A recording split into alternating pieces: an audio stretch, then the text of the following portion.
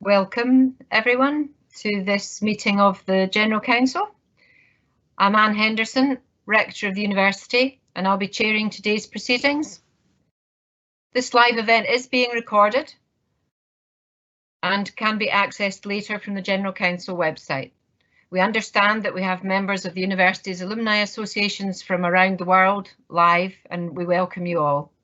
This is the first time we've met online in this way. And as you will not be able to see all the participants on the call or those on the platform, I will just let you know who's here at the virtual top table.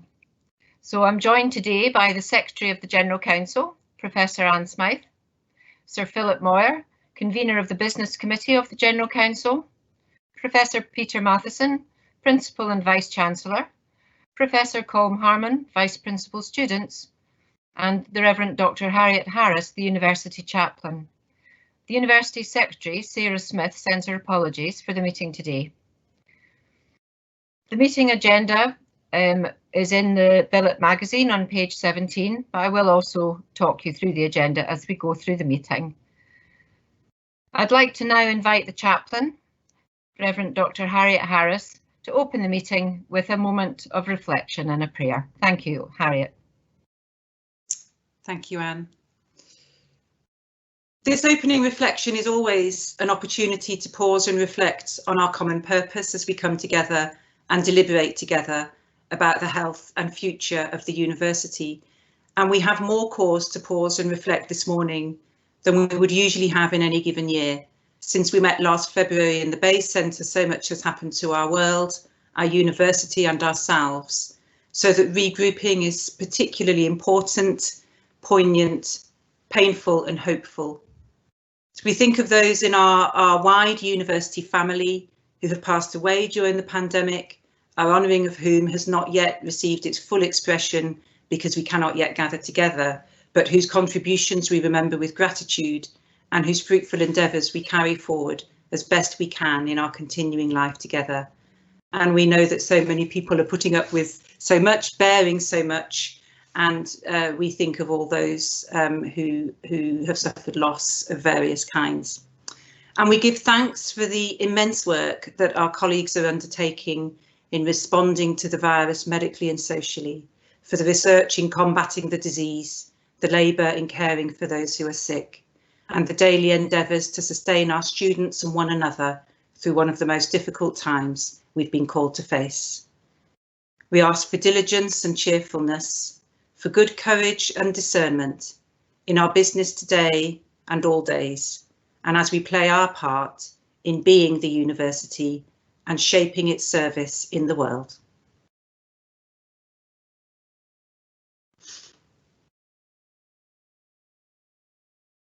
Thank you. There will now be a video message from the University Chancellor, HRH Princess Royal. As Chairman of the General Council, I'm pleased to welcome you to this, the first meeting of this historic body to be held entirely online. We meet in difficult times. The pandemic has cost lives and livelihoods around the world. We can take some comfort and indeed real pride in the significant role that this university's researchers and academics have played and are continuing to play in combating the virus. These are challenging times for all universities. Our 19th century forebears were remarkably prescient in recognising that those who had benefited from an education at the University of Edinburgh would be equipped and motivated to ensure the continuing well-being and prosperity of their alma mater. This meeting is the statutory opportunity afforded to you as members of the General Council to engage directly with the Vice-Chancellor on matters affecting this university in these difficult days. A remarkably modern approach to open governance. While we regret being unable to meet in person, we are fortunate to live in an age when technology gives members of the General Council, wherever they are in the world, the opportunity to remain active members of the university's global community. You can be proud that this university has sought to turn the disruption caused by the pandemic into an opportunity to adapt and renew its core functions. This brings both difficult choices and decisions for university leaders and important opportunities for members of the General Council to offer constructive advice and comment on the issues facing their university today. On your behalf, the Secretary of the General Council and your elected representatives work voluntarily, meeting regularly with senior staff and students to remain abreast of developments. The convener of the Business Committee, Sir Philip Moyer, will give his report shortly. There are a variety of ways in which you can support the work of the General Council, if not as an elected representative, then perhaps through the projects managed locally and internationally by development and alumni, where General Council members volunteer their time and experience to give advice or practical help to future potential students, current students, recent graduates, or fellow alumni. You may not realize that simply by being accurately informed, you can fulfill an important ambassadorial role for your university in your own spheres of influence. The University of Edinburgh will make a major contribution to addressing the challenges facing our world. I encourage you to remain active members of the university's community in support of its endeavours. I welcome your participation today as a member of the General Council and as an indication of your continuing commitment, recognised in the 19th century statutes, to the enduring well-being and prosperity of the University of Edinburgh. In concluding, I want to thank the Rector, Anne Henderson, who has so diligently chaired General Council meetings on my behalf during her term of office. She will chair today's meeting, her last before her successor is elected. I wish you all well in your deliberations today. Thank you.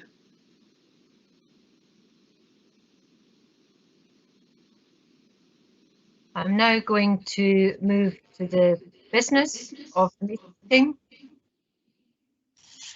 And I'm going to begin by announcing the results of the elections. The following candidates have been elected to serve on the General Council Business Committee in the next academic year. Ms. Tanya Callitz, Ms. Elizabeth Feldstein, Ms. Christine Hulda Hannesdottir, Mrs. Kirsty Joan McGregor, and the Right Reverend Brian Arthur Smith. I'd like to congratulate the successful candidates, and I would also like to place on record the General Council's appreciation for all those who put their names forward for consideration. I'm now going to take the next item on the agenda, which this is to acknowledge paper A, which is on page 17 of the Billet magazine. But what this is, the meeting of the General Council on Saturday the 13th of June last year, 2020, had to be cancelled as a result of COVID-19. So the papers and information that were intended for that meeting, which include the minutes from the half-yearly meeting held on the 1st of February 2020, they were published in the summer 2020 issue of Billet. We need to invite approval of those minutes of those meetings. I'd like to invite approval of the minutes of that meeting, albeit it was some considerable time ago. The minutes are available, as I said. Normally, we would approve these by a show of hands, but assent of members can be taken if there are no comments. We've had no comments in advance with regard to the minutes, and so I'm just going to take silence as acceptance of those minutes. So just pause for a moment. Thank you very much, General Council members. Now, as we go on to the following agenda items, Members who are interested in submitting questions can type them into the Q&A panel. It's on the right-hand side of your screen. And if you are wishing to submit a question, please also add your name and your year of graduation, your degree and year of graduation. Members will be able to see the questions that are posted there, and if there's anything that you feel you would also like to have asked, there is a mechanism for endorsing a question as it appears on screen and indicate that you also like that question. I'm now going to move on to invite the convener, Sir Philip Moore, to present the report of the Business Committee. Thank you, Sir Philip.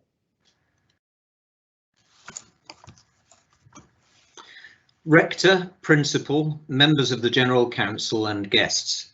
It's an honour to present this, my first report on behalf of the Business Committee, to this unique half-yearly meeting of the General Council.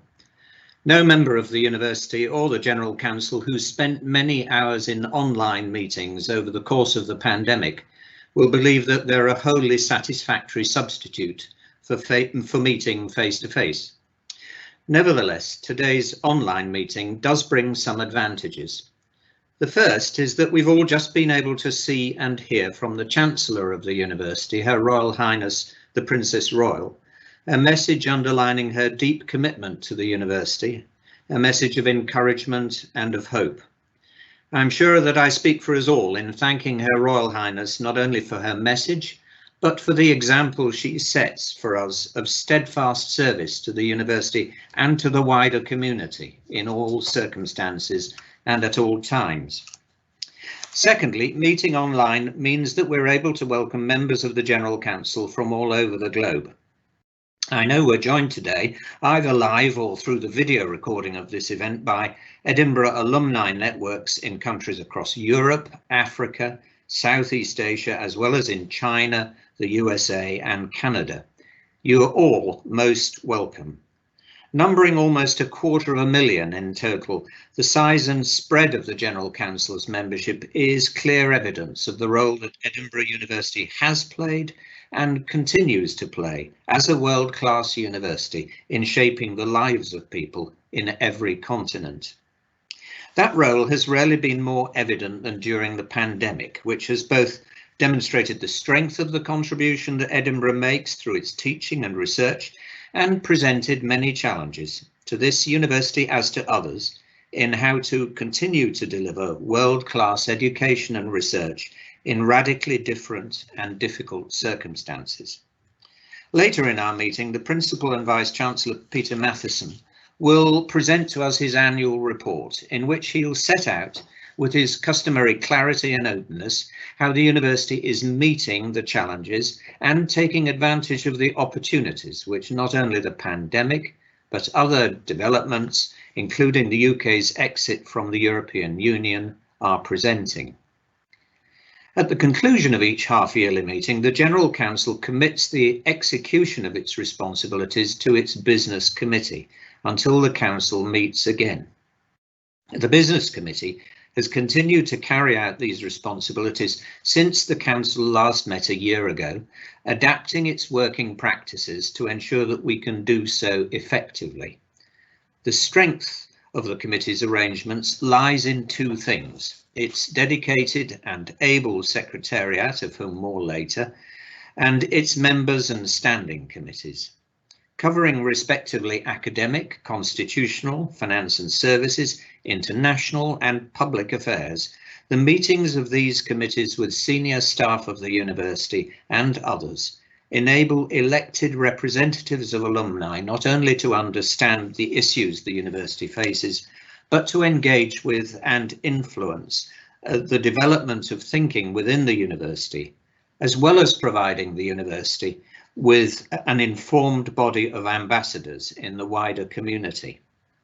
I want to pay tribute to the way in which the conveners and members of the standing committees, and indeed all members of the Business Committee, have readily adapted to changed circumstances and to continue to give their time as volunteers to the work of the committee and to the support of many different aspects of the university's life. So what briefly have we been up to on your behalf? Well, the Academic Standing Committee, expertly led by Professor Stephen Hillier, has focused on staff and student well-being and the maintenance of academic quality in the context of the pandemic. It has heard from those leading the development and adoption of new approaches to teaching and learning, and from those, both students and staff, experiencing the impact of these changes. The move to so-called hybrid teaching, blending online and in-person delivery, has accelerated developments in areas in which Edinburgh was already strong, but has also, as one would expect, exposed needs in other respects. As Professor Hillier has observed, the manner in which staff and students have come together to cope with these issues is deeply impressive. The remit of the Finance and Services Committee covers all those central services without whose effectiveness the university would not achieve its strategic goals. In Dr. William Duncan, the committee has a convener well able to understand the workings of such a complex organisation. The committee's already looked in depth at the impact of the pandemic on the university's built estate and future planned investment in that estate, and at the way in which the Information Services Group, responsible for the provision of digital access and support as well as library services throughout the university, has responded to the huge additional demand for study space and online services over the past year. It's clear that the response of staff in these two areas, estates and information services, has been heroic, as it has been in other areas too. More recently, the committee met the university's Director of Finance to hear about the financial implications of recent developments for the university, a matter I will leave, of course, to the Principal to address in his remarks. Now, as a university with a global reach, Edinburgh is engaged in many international partnerships. And of course, it attracts many staff as well as students from abroad who wish to study, teach or undertake research in Scotland's capital city.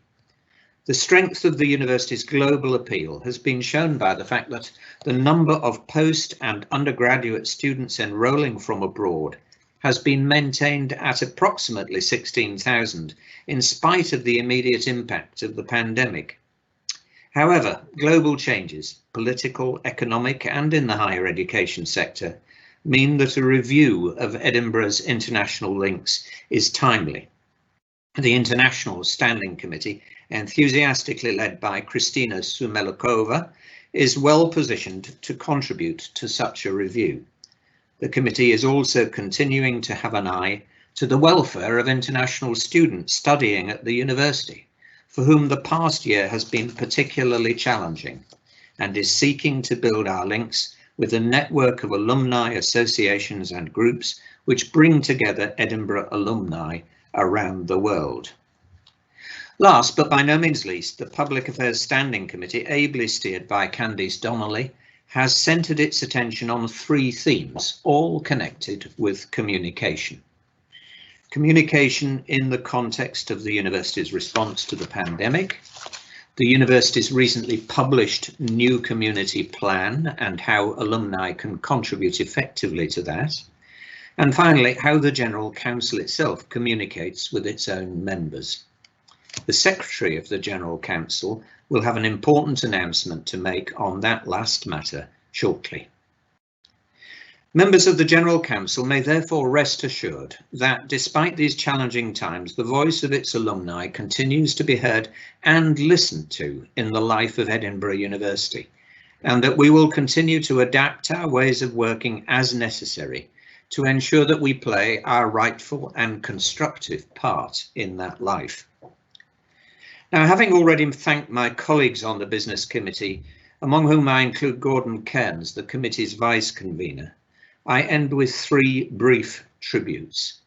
The first is to my predecessor as convener, Professor Stuart Macpherson, OBE, for his outstanding contribution to the committee and more widely to the university and the medical profession as teacher, as researcher and distinguished public servant.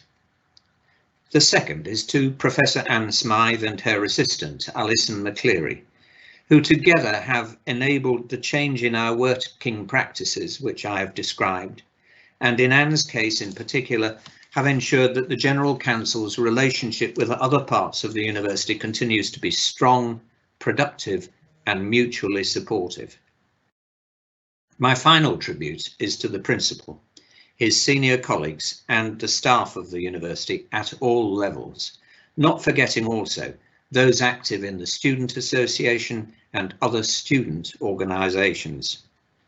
The demands on them created by the conjunction of the pandemic and other challenges have been enormous, the strain intense, and the journey already long is set to continue for some time. However, whilst I'm sure the Principal would be the first to admit that not everything has gone perfectly, truly remarkable progress has been made, not only in continuing to deliver the university's core objectives in such challenging times, but in beginning the task of reshaping the university for the future. I hope that all members of the General Council will join me in applauding all that has been achieved, and will stand ready to assist the university as it adapts and renews itself in order to achieve further global distinction in future. Rector, that concludes my report, on which I shall be happy now to take any questions.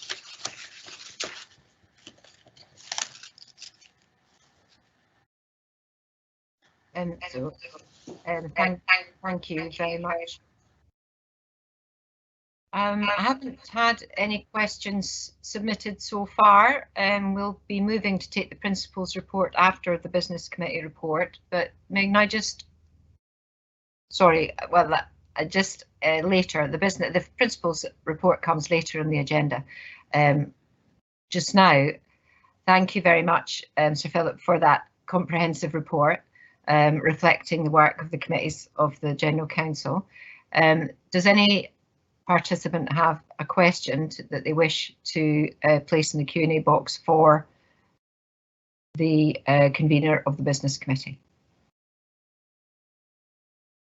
So thank you, Philip. I haven't received anything, so I'm going to move on. Ask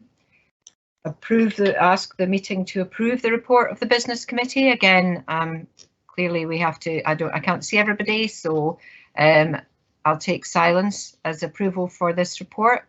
Just pause for a moment. Thank you very much. Thank you, Rector.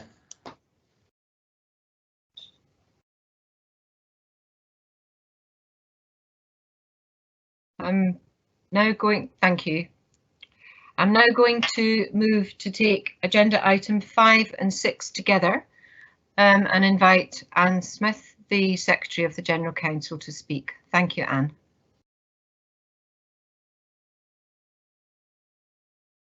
The next half-yearly meeting will take place in the morning of Saturday, June the 12th, 2021.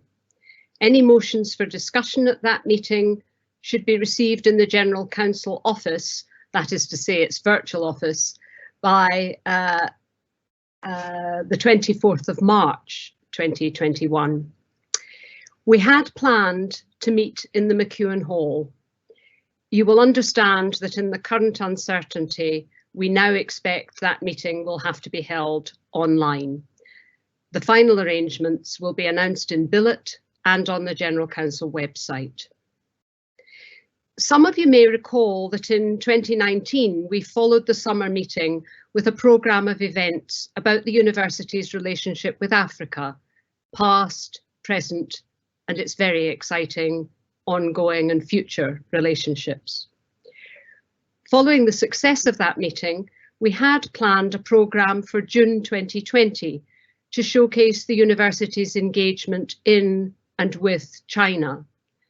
Sadly, that had to be cancelled because of the pandemic. We had intended to present an updated version of that wide-ranging programme after the June meeting this year to highlight important contemporary issues that I believe are of considerable interest to General Council members, reflecting the work of staff and students across all 3 colleges. We are now exploring if, and if so, how best we can present some version of that planned programme online. Again, the announcement will appear with information about the June statutory meeting in Billet and on our website. With regard to elections, there will be an election for 5 members of the Business Committee in February 2022. Nomination forms are available to download from the General Council website or from the General Council office, and nominations should be received by the 24th of November 2021. I wanted, if I may, Rector, just to take a moment to alert members to the fact that the General Council website is being redesigned. It will transfer to the university's ED website in March. Our new website should be easier for you to navigate, and it will give us access to better analytic data, enabling us to be more responsive to our members' use of the site. Notification of the transfer will appear in advance, and we are working to ensure that this will be as seamless as possible for members. Meanwhile, those unable to join us today will be able to see the recording of this event on the current website until the transfer, after which time it will be accessible on the new website. That concludes the announcements, Rector. Thank you very much. I'm now going to move to take agenda item 7, which to welcome Professor Peter Matheson, Principal and Vice Chancellor, to present the annual report of the university. Peter, thank you. Thank you very much, Anne, and greetings everybody. I'm going to share my screen. If I hope this works. So because I have some slides to present to you, and then I hope we'll leave plenty of time for questions at the end. So I hope you are now seeing my slides. Are you? Someone just tell me that they are. Yes. Just one slide, Anne, can you see? Yes, it's clear. Thank you. Greetings everybody. This is my third annual report to the General Council because incredibly as it may seem to me at least, I've now been in this role for 3 years and it's a great pleasure to give you an update on the academic year 2019-20. My comments and my details on these slides will necessarily be dominated by the pandemic and the university's responses to it. I'll cover 1 or 2 other items as well. I'm also very conscious that there have been some items of controversy during this academic year. There's been several, but if I list the ones which I know there are questions in advance about, there's the David Hume Tower, there's transphobia, there's the Holocaust, there's student satisfaction. There's a number of other issues which have come up during the year. I haven't included details in my slide presentation on those topics because I saw the questions in advance, as you've heard, and so I'm very happy to address those in questions. Let me deliver my report to the General Council. So this is the structure of what I intend to cover.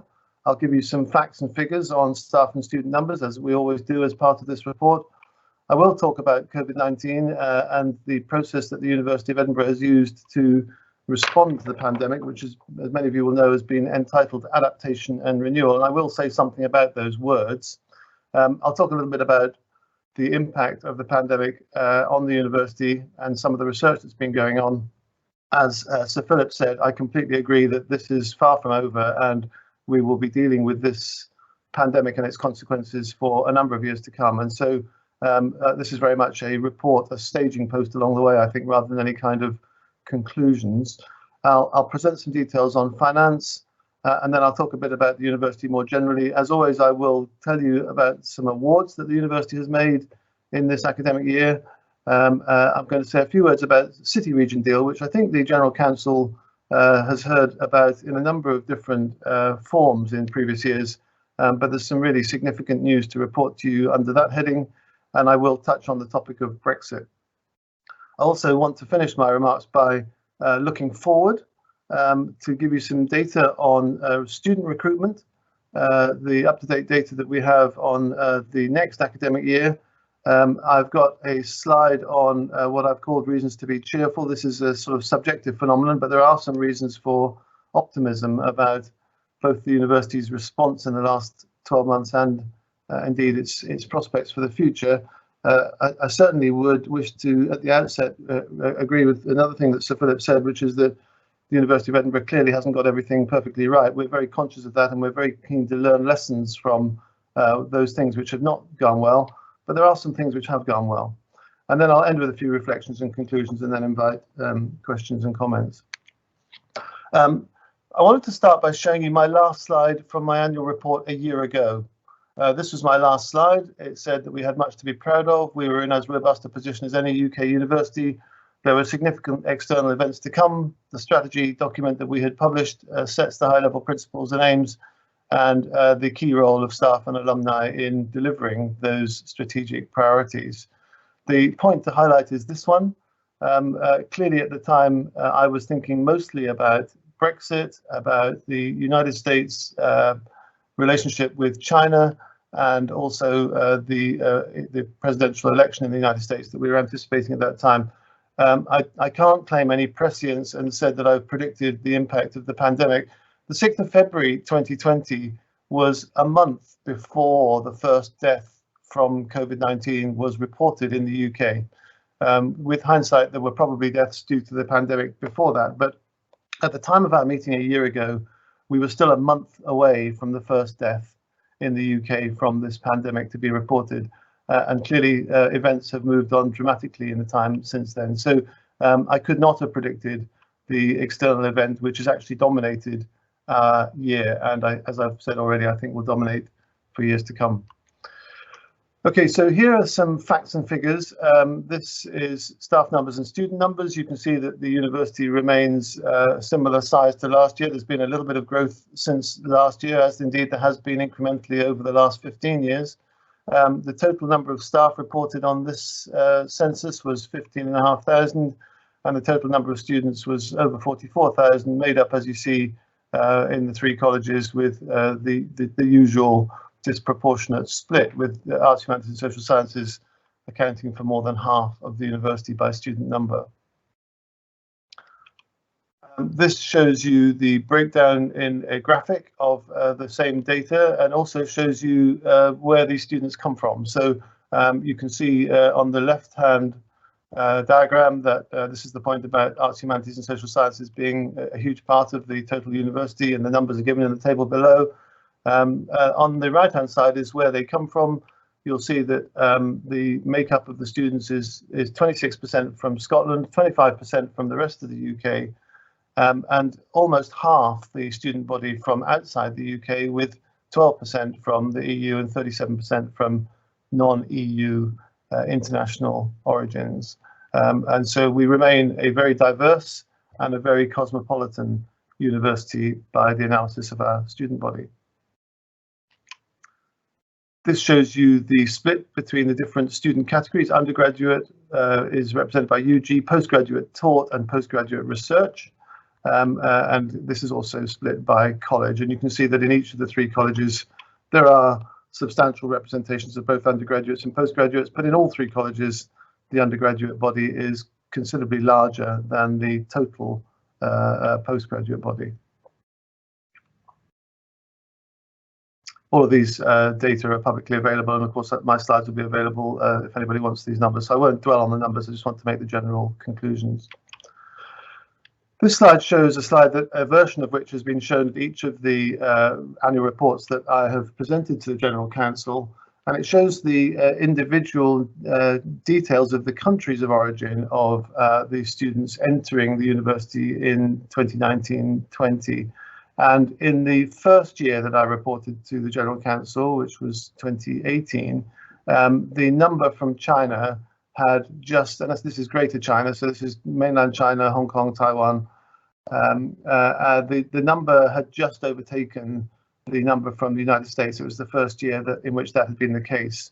In last year's report, that discrepancy, that excess number from China compared to the United States had got bigger, and this year it's got bigger again. The number from the United States has stayed around the same, so this has been due to growth of student recruitment from China. And you can see that in this table, over 6,000 students of the 44,000 at the university emanate from that part of the world, as highlighted in the first bar there. The United States contribution to our student body remains pretty constant, and if you add Canada, which is a couple of bars further along, it's about 3,500 from North America. That number's been pretty constant in the last few years, and we remain very pleased with the extent of our recruitment from North America, and obviously the development subsequently of alumni from North America. And I hope some of them might be joining us today, but it's very early in the morning in North America, so they're more likely to be watching us subsequently, I guess, in the recorded version of this meeting. But I should have said at the beginning, my greetings to alumni from all over the world, irrespective of what time of day or night it is. I wanted to just also highlight, as I did last year, the number from India. You can see that so India and China have similar population numbers, and India has an education system which is predominantly delivered in English. But despite those two facts, the number of students that we recruit from India is less than 10% of the number that we recruit from China. This is something that we were very conscious of previously. We've made efforts to address this because we wish to diversify our international student base, and we particularly wish to concentrate on India because we see this as a jurisdiction that will yield brilliant students for us and brilliant alumni in due course. I will comment on one of my subsequent slides that there has been some interesting trends in the number of students applying from India, largely explicable by what at the stage of the applications were actually promises rather than legislation from the UK government around visas. And the comment I think I made last year, but is still true now, is that Indian students who tend to look for overseas university education go mostly to the United States. That's the #1 destination for Indian students. Britain used to be second, but was overtaken by Australia, largely thought to be because of difficulties around visa and post-study visas in the UK under the previous Prime Minister. Under the current Prime Minister, the UK has made some promising announcements about relaxing some of the post-study visa requirements, which had been deemed to be limiting recruitment from India. And even before that had become legislation, we started to see increased numbers of applicants from India. So I sincerely hope that that number will rise in years to come. But at the moment, it's very striking that two countries of similar population provide such different proportions of our student body. The blue columns on this graph represent European Union countries. And the other thing that's happened since last year's report is that the Brexit negotiations reached a conclusion, as you all know, just before Christmas, and the UK's departure from the European Union was confirmed, and this has major implications for EU students wishing to come and study in Scotland. So I'll say more about that in a minute. This slide shows you the data that, again, we always show at this meeting, which is the numbers of applications as well as the numbers of acceptances, and breaks them down on this slide by gender. And either genders listed there. There's a small category where the gender is not disclosed. The total number of applications in this year just that I'm reporting on was slightly up on the previous year and slightly up on the year before that. But what you'll notice is that the number of acceptances is substantially up. Last year and the year before, I reported that around 10% of the applicants were accepted, so that there was a 10-to-1 ratio. We had 10 times as many applications as we were able to take, and we're very fortunate to be in a position of being a selecting university. We are oversubscribed with applications, and we have to choose from those applications rather than actively trying to recruit numbers as some universities do, and we clearly turn away every year students of significant ability that would be perfectly capable of studying at the University of Edinburgh and succeeding here, but we recognise that choices have to be made, and this is a tribute to a lot of hard work done by a lot of people across the university in our admissions teams.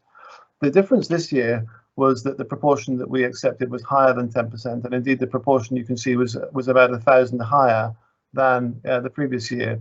This is explicable almost entirely by the changes in the exam results that we saw both with Highers and Advanced Highers in Scotland and with A-levels in England and some other parts of the world, where the university was, our task in the summer was complicated by the fact that we'd already made offers and started to process admissions at the time when these changes to exam results were announced.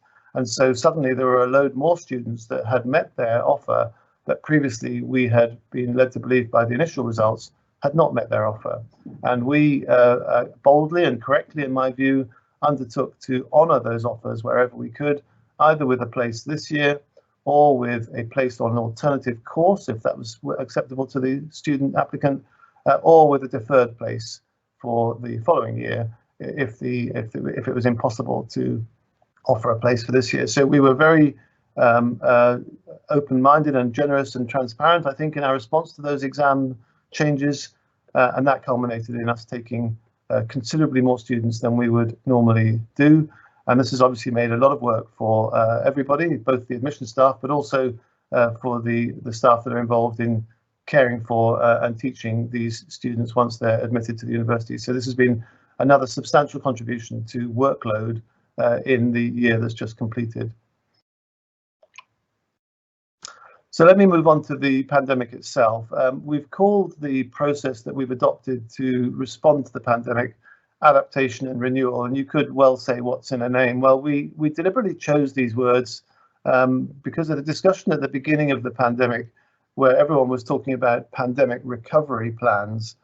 We as a senior team and as a university executive decided that we didn't think recovery was the correct word or the correct ethos.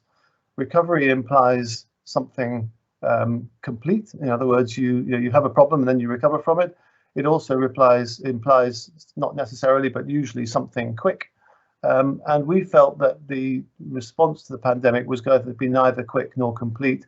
And actually, we felt very early on that what we were going to need to do was to adapt to a new set of circumstances and then conduct some sort of process of renewing the university to survive and flourish in that new world, those new circumstances. These are just words, but I think it does say something to convey the approach that we took right from the very start of the pandemic.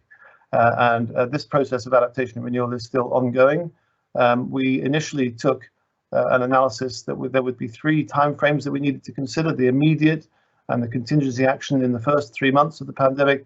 This involved sometimes extraordinarily short timeframes where we were responding to government guidelines and to pandemic updates that sometimes changed by the hour, let alone by the day or by the week. And sometimes the requirement for immediate changes was really quite extraordinary, and it tested everybody, I think, in their ability to respond appropriately.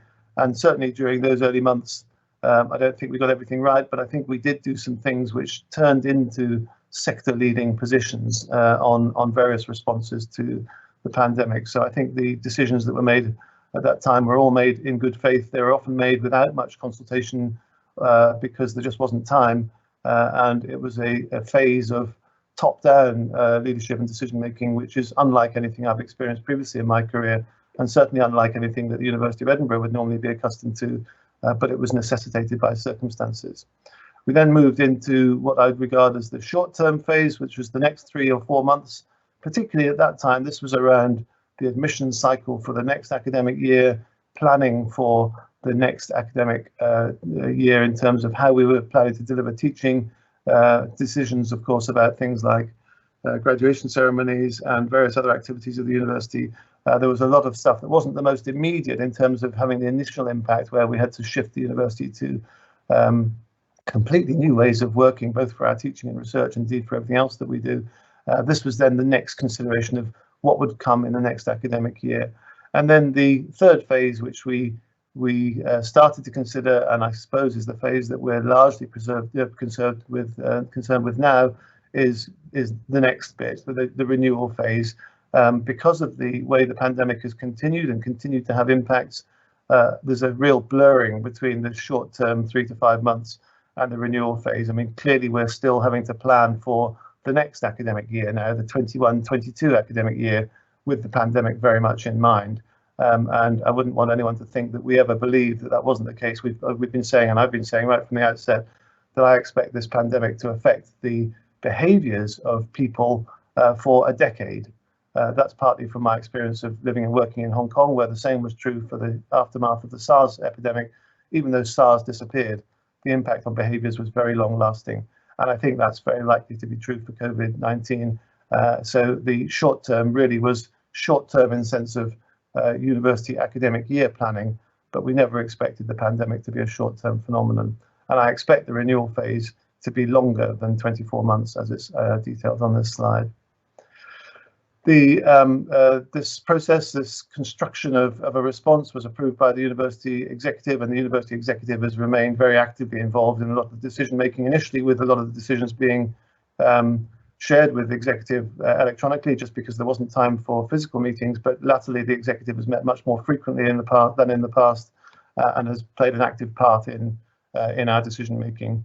And we've concluded actively that the Strategy 2030 document that we produced remains very relevant to our future. Whilst the pandemic does change many things, we've concluded appropriately, in my view, that it does not change the overall values, the overall mission and aims of the university. These things were explored and articulated in the strategy document. And although external events may affect timescales of delivery and may affect priorities within those strategic aims, we felt that the overall strategic aims were still the correct ones.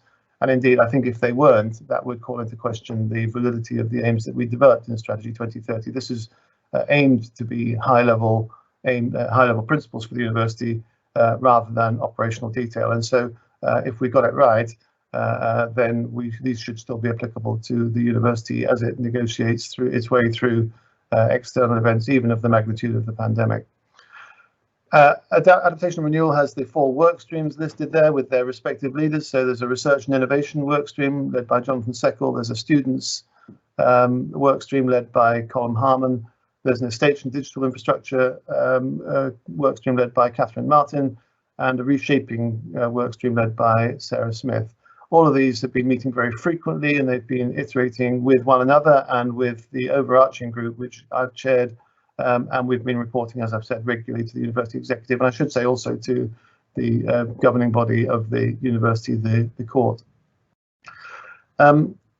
Clearly, there's been a lot of publicity around the financial impacts of the pandemic, and these have been considerable. There have also been so many other impacts on student and staff experience, on the university's role in Edinburgh, in Scotland and in the wider world. And I haven't got time to go into all the details of them. Many of them will be obvious to members of the General Council because there's been a lot of coverage, not just for this university, but for the university sector in general, about the impacts of the pandemic on our functions. Key income streams for the university have been affected by the pandemic. There's a lot of publicity around the likely impact on international student numbers. And in the early months, we did model various scenarios which took into account the possibility that students may be unable to travel to Edinburgh, or they may not wish to travel to Edinburgh, or they may change their mind about wishing to study in the UK at all. And in fact, as people will know, the impact on our international student numbers was not as severe as the worst case models that we originally considered. There has been an impact, and there will continue to be an impact, in my opinion, for several years to come. But it hasn't been as dramatic as we considered in our worst case scenarios. We modelled all sorts of scenarios, worst case and best case. What's also been a very enormous hit on our finances, but hasn't received as much publicity, is the hit on our income from accommodation and catering. Obviously, we normally run conferences and provide catering for many of the conference delegates. We also have substantial activities in relation to the Edinburgh festivals and the Fringe, all of which were cancelled in 2020, and that had an enormous effect on our income, reduced in this slide, it says by 11 million. In fact, it's more than that now because this impact is ongoing. We have projected an operating surplus from the university's activities. Some of this is explained by City Deal funding, which I'll come to in a moment, but also some of it is operating surplus generated from our activities, including accommodation and catering, with our conference business and our festivals and fringe business being a source of operating surplus, which obviously we're a non-profit organisation. We don't talk about profits and we don't have shareholders. But if we're going to invest in our future, including our capital estate and also other priorities, things like climate action and various other priorities that we've identified, then we have to generate operating surplus in order to be able to do so. A lot of our funding is in and then out. For example, student funding and research funding, a lot of it is money that comes in and then gets spent on delivering that activity, doesn't generate any surplus, therefore doesn't generate any ability for us to do anything else. And that operating surplus is key, as it is for all publicly funded universities, to our ability to invest in our future. The magnitude of our operating surplus has been severely impacted by the pandemic. CityDeal hasn't particularly been impacted, and I'll say more about that in a minute.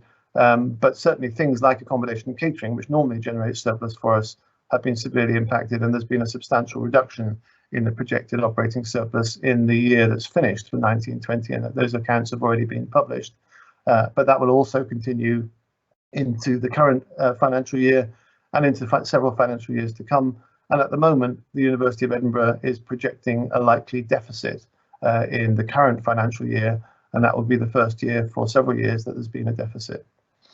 Early on, we took the decision to suspend those capital projects that we were able to suspend. We had, as members of General Council will know, we had a very ambitious capital programme with a capital spend projected in 1920 of over £100 million. And we were able to pause some, but not all of those projects. There were some projects which were already underway, and the costs of stopping are greater than the costs of continuing very often when there's a project already underway. There were some projects that were required for compliance with health and safety or other regulations and therefore couldn't be stopped and shouldn't be stopped. And there were some projects which were externally funded, either in part or in whole, and it was felt that we should continue those because we have to deliver the commitments to the external funders. But those projects that we were able to stop, the ones that had not yet started, were paused. This was an early decision because we knew that we were going to have a major impact on our cash flows. That put the university's expenditure down by about 100 million projected for 1920. And had we not done that, it's easy for you to work out that we would have been in very substantial deficit in 1920, and we would have been undertaking projects that we just couldn't afford. And actually, part of the renewal process is to consider whether those projects remain the priority that they were when they were originally agreed, and we have a mechanism for doing that. We've recently taken a decision in conjunction with the governing body to suspend the capital programme for a second year. So this initial decision was for 1 year. We've now suspended it for a second year because, frankly, the cash flow situation is worse than it was when we made that first decision. I've already mentioned the impact on student acceptances. This included some that deferred their entry and some that came in this year, and so there has been a substantial increase in the number of students that have been admitted to the university. And I've explained some of the reasons again about that. The second bullet point under that explanation just refers to the fact that we had been anticipating, prior to the pandemic's impact, we had been anticipating, because of Brexit and because of some other demographic changes that were going on in the UK particularly, that the makeup of our applications would be different this year, in the year that's just finished, compared to previous years. And so we had already anticipated some increased numbers of offers. When that was then compounded by the exam changes, clearly we had a double whammy, and a number of acceptances went up substantially.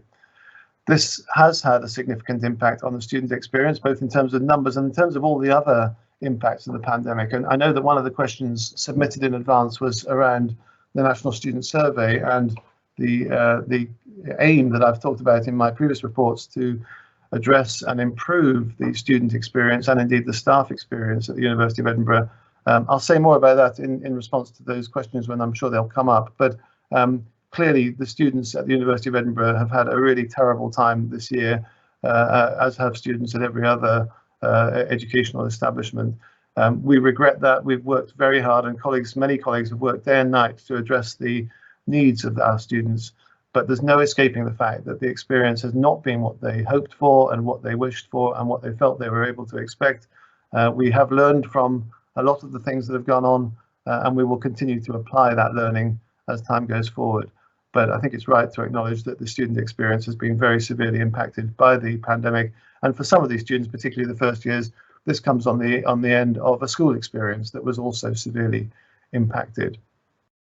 Our staff, as a general summary, and I'm grateful to Philip for his comments on this at the beginning, our staff have responded magnificently.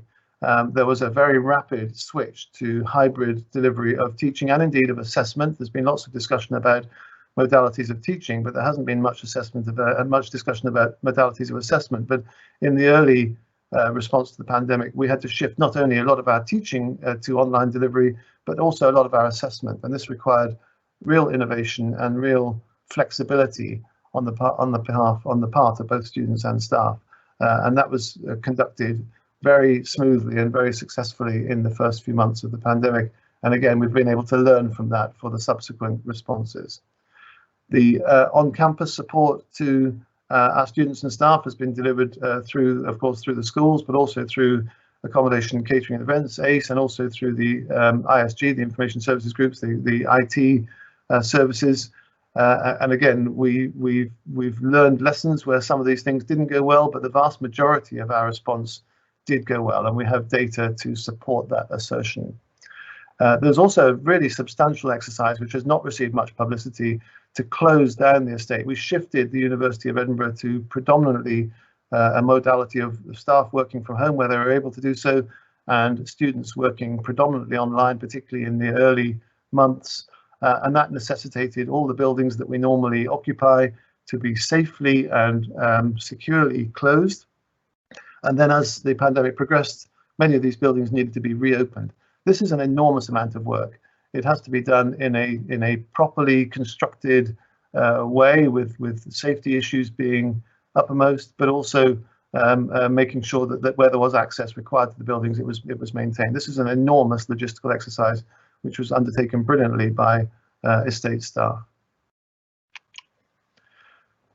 Of course, alumni have been impacted. In fact, everybody on the planet has been impacted by COVID-19. So during this time, we've been particularly grateful to our alumni for both their ongoing support that we've been privileged to benefit from in previous years, but also some adaptations of their support. We've made an appeal for the needs of our students in terms of hardship funding. And the government, the Scottish Government, has provided additional hardship funding. We've mobilised some of our own funds as well for student hardship. But we've been very grateful for the increased support from our alumni around student hardship. This has been extremely generous and very important in our ability to support the students that were experiencing economic hardship. And again, just one example of that, many students, excuse me, many students rely on part-time employment to supplement their income whilst they're studying. A lot of that employment is in the hospitality industry. And of course, the hospitality industry has been decimated by the pandemic. And so students have had all sorts of reasons for experiencing increased levels of hardship during the pandemic period. Over the winter break, staff and alumni offered their time to meet and walk with or run with in a suitably socially distanced way those students who stayed in Edinburgh in our halls over that break. This was a fantastic effort on a very large number of people's parts to try and help with the isolation and the loneliness that many of our students would have been experiencing over that period when they were not able to return to their loved ones in the way that they might previously have wanted to do. Very large numbers of students stayed over in Edinburgh over that break, and I'm very grateful to all the alumni and staff that helped them through that period. General Council will know about Platform One. I always announce this in my graduation speeches, and there's always been a lot of publicity around Platform One. This is an online platform encouraging students and alumni to keep in touch with one another, and substantial numbers are now signed up on that platform, over 12,000, including a lot of the new students coming in this year. So this is for people whilst they're students here, as well as for people after they graduate. And of course, the role that alumni can play in advising and mentoring our students is always important, but perhaps particularly important in this year of so much uncertainty. And as you've heard already, there's been close engagement of both myself and many other colleagues from the university with the Business Committee of the General Council and with the wider committees of the General Council throughout this period. And I'm always very grateful for the interest and support shown by those committees and by the broader membership of the General Council. Just a slide about the research. The University of Edinburgh has contributed massively to research on the pandemic, as have many research-intensive universities all over the world. But I think we can be particularly proud of some of our efforts and some of our colleagues that have contributed not just on the medical and public health side, but also to the economic, social, and behavioural aspects of the pandemic and the response to it. We've had major roles in leading clinical trials of new and repurposed therapies. The study that you will have read about on showing evidence that dexamethasone, a drug which has been around for donkey's years, has effect in this pandemic. That study was led from Edinburgh. We've also had a leading study on the genetic and other factors which influence why it is that some people get very severely ill with this infection, and other people who apparently start off with similar characteristics are either asymptomatic or only very mildly affected. And a brilliant study led by Dr. Kenny Bailey from our Roslin Institute has highlighted not just the genetic reasons which might be able to predict that difference, but also very importantly the fact that these genes highlight disease relevant pathways which can be targeted with new forms of drugs. And so not only does this help us to understand aspects of the susceptibility to the disease, but it directly affects our ability to be able to treat it. And that study has been world leading and has been quoted all around the world by scientific journals, by health agencies, and by governments. We've done studies on, as have many others, on the spread of the virus, including how droplets are affected by the wearing of masks and also by the chemistry of the coronavirus itself. We've adapted a lot of our facilities to the design and production of protective equipment. We've made enormous contributions to advice to both governments, UK and Scottish government, and also to public health authorities, to the media, and to the World Health Organization. We've provided a lot of grants, and again, this has been very generously supported by alumni in many cases, to local organizations to help them to respond to the impact of the pandemic. Part of the City Deal program is driven, as many of you will know, around data, and we've developed a thing called the data lock. This is a clever play on words in that data collections are often referred to as data lakes, but the colleagues that are running the data-driven innovation program came up with the terminology of data lock, which is obviously more appropriate to us. This has been developed, and actually this has been an absolute godsend in the analysis of the impact of the pandemic, because we have data on populations, both in terms of hospital populations, but also in terms of community populations, that have really been able to help decision making and understanding of the pandemic and its impacts. We've made a number of responses to COVID-19 which are relevant to our communities, and particularly to a topic which many of you will realise is of great importance to me, which is around widening participation. One aspect of this has been a new partnership with our colleagues at the University of Glasgow. The organisation called Into University is a UK charity which previously had only worked in England, but soon after I arrived here I became aware that they were interested in working in Scotland, and they were also talking to the University of Glasgow. And as part of my drive to improve our collaborations with the University of Glasgow, at an early stage I talked to my counterpart in Glasgow, and we agreed that we should do this together, and that's been an enormous success. This is an organisation which promotes information to young people about universities, but also about other career paths and other things they can do at the time of thinking about their future. It provides centres in communities, particularly focused on underprivileged communities, where students can get access to, and indeed parents and families can get access to, this information. This is not a recruiting structure for universities. It's very much an information provision, and it's got enormous successful track record in England. I'm very pleased to say that the initiative in Scotland is underway. It's been funded by philanthropy almost entirely. So very generous gifts from alumni and indeed from non-alumni to support this piece of work. And this will, I think, be a very important contribution to the University of Edinburgh's work on widening participation in some of the most underprivileged communities, initially in Glasgow and Edinburgh, but hopefully spreading beyond those two cities as time goes on. We have by far the most generous widening participation scholarship programme in Scotland, and again this is attributable largely to generous support from people like you. We also have the Insights programme, which we reported previously. This is designed to give students, particularly focused on students from widening participation backgrounds, this is designed to give them international experience. Clearly in the original iteration, the original design, this would have involved physical travel to meet with alumni around the world, and indeed that's how the programme started. The necessities of the pandemic this time have required this to switch its format to a more online format, which has been very successful and much appreciated by the participants. And we now have made this open to all of our widening participation students who otherwise may not have access to these kinds of opportunities. And then there are a lot of programs for final year widening participation students aiming to help them with their careers, and these again have developed very effectively despite the constraints imposed by the pandemic. This is my slide on financial highlights. It's difficult to call them highlights because highlights implies something good, and there are some good bits of news in this, but there's also been some bad news, as I've already said, about finance. But the total income of the university grew. We now have a turnover of over £1 billion. We're one of the biggest universities in the UK and by a mile the biggest in Scotland in terms of financial turnover. Some of this is attributable to growth. Unfortunately, our expenditure has grown faster than our income over the last 6 or 7 years. And so the gap between expenditure and income has got bigger, not smaller. So although our income has grown, because our expenditure has grown faster, the overall financial position of the university has actually got worse in the last 6 or 7 years.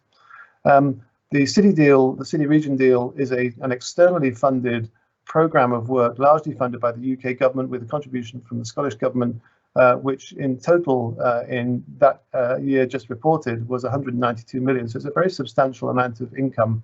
This, of course, is not income that we can spend on anything else. This is income that has to be spent on the commitments that were made to the city deal. And so in some ways, this is money in and money out. So although it's a large amount of money, it doesn't actually help us in the delivery of the underlying core mission of the university. It does help us to deliver some really important priorities under the city region deal headlines, and that's been going extraordinarily well, with new companies being created, new jobs being created, which make an enormous contribution to the local economy, and also the attraction of a great deal of external investment from big national and multinational companies that want to work with us.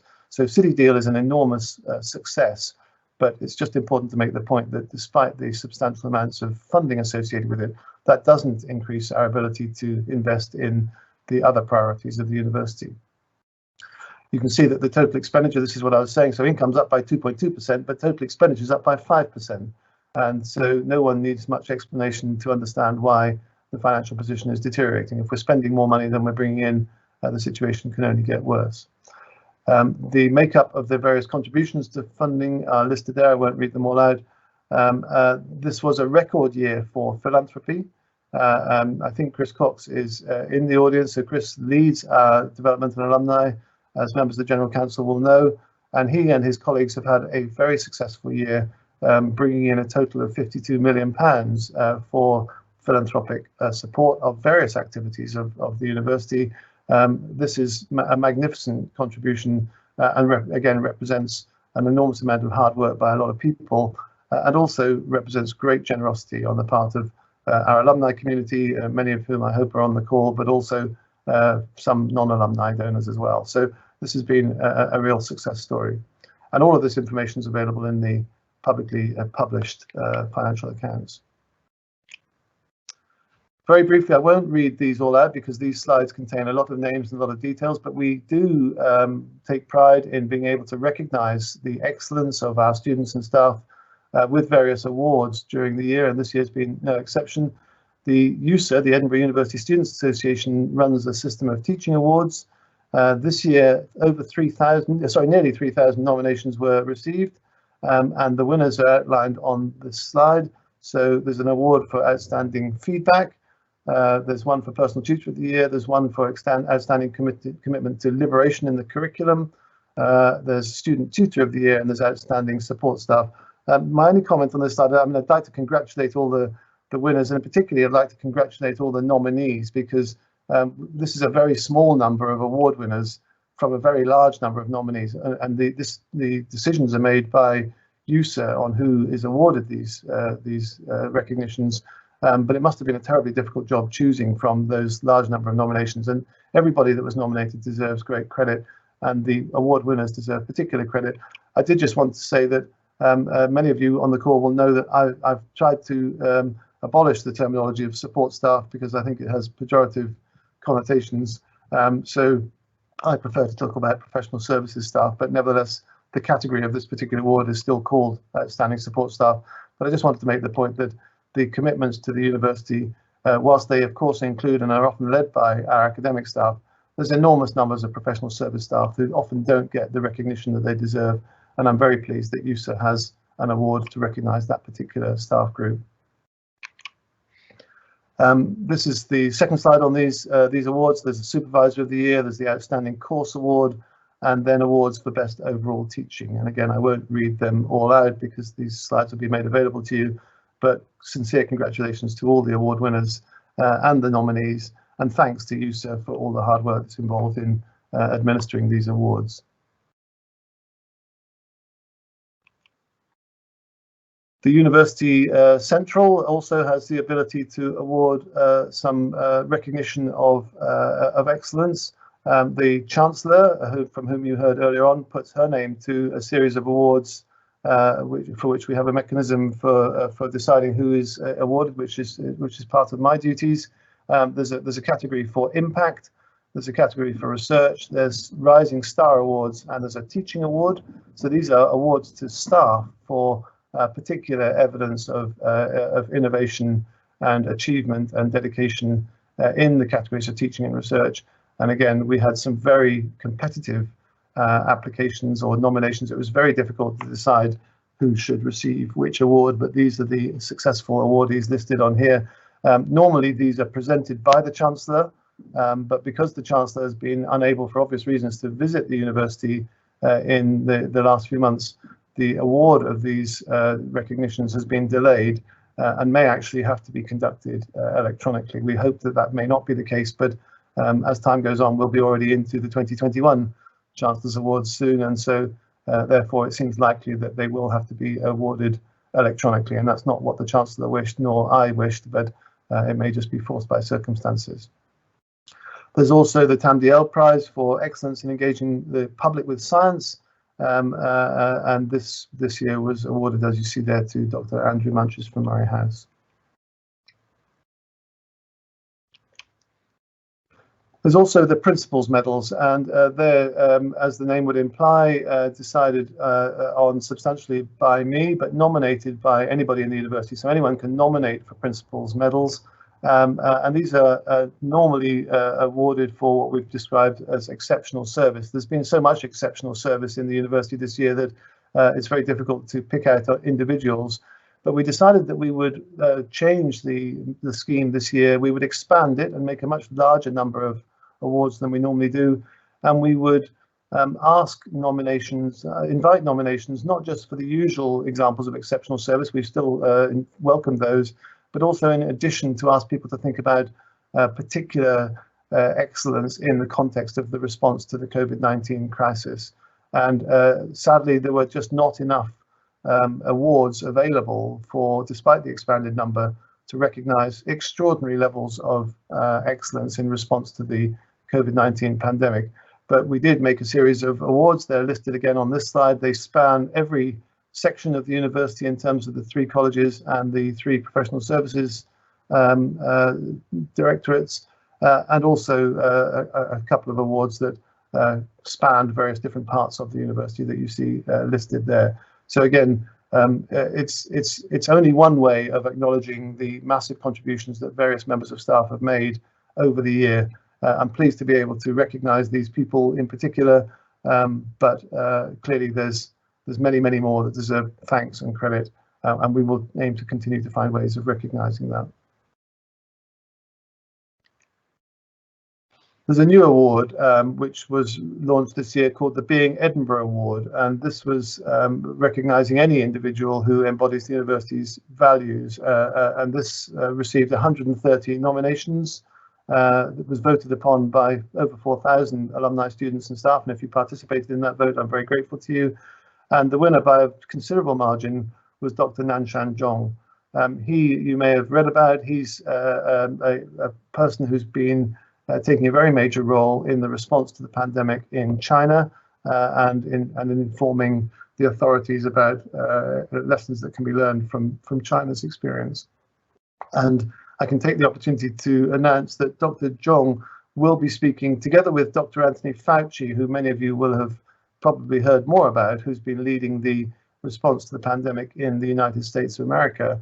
Both of those two have agreed to join with some of our academic experts from the University of Edinburgh in a public event on the 2nd of March, where the topic will be the impact of COVID-19 on global health. We've got two of the world leading experts on this subject with very relevant and very prominent recent experience to contribute to what we're calling the Edinburgh Conversations series. This is the first in that series, and we originally planned for this to be a series of in-person events, but again, we've had to adapt the format to an online event that does hopefully allow even more people to participate than would be the case if it was a physical event, and this will be available from that link that you can see there.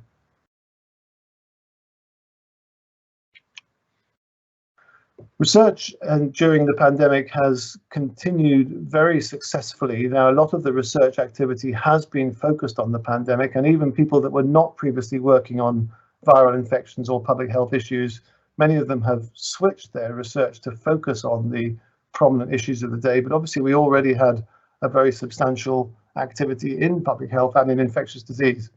So we're very pleased to be able to report that despite the pandemic and despite the disruption to people's ability to work in the normal way, the research has continued very successfully. We've had actually increased levels of high impact research outputs in terms of publications and presentations, and we've had very successful applications for research funding because obviously the funding bodies have remained active during this period, and although many of them have repurposed a lot of their funding to pandemic related topics, there's also a whole load of other research funding opportunities, including the EU schemes, which we've always done extremely well from, and they've remained available this year, and our colleagues have been busily applying and being very successful.